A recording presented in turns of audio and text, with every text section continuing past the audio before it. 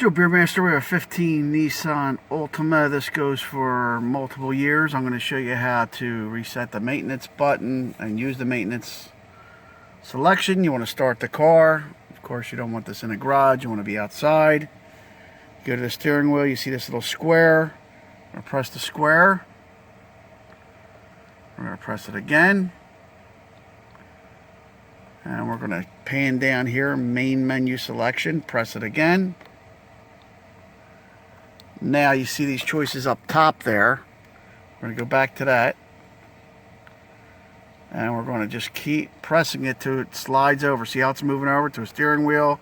Then the music. I'm pressing the square over to the other symbol there. And then we have the gear. So that's where we're at. And then we're going to pan down by using the enter to main menu. Then I'm going to press it in. Boom. Now this will give you the tire pressure, trip, computer, audio, fuel economy. So that's basically how you do it. You have to navigate around. You want to go back. You can check some of the other settings here. There's vehicle settings. Going to press it in, enter. Gives you a lot of other choices there. And we're just basically going down, and to go back, press this, and I'm just going to go down, pan down again, a couple more. Maintenance, enter that, service,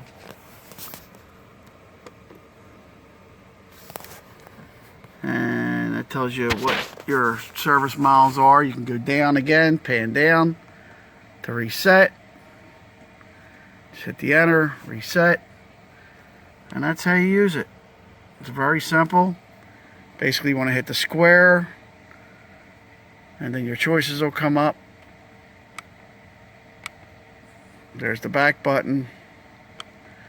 Gives you all different choices. So you use this to enter, return, pick your choices, and that's it. That's how it's done. Just spend a little time with it. Try to use it. And that's how it's done. Joe Beermaster.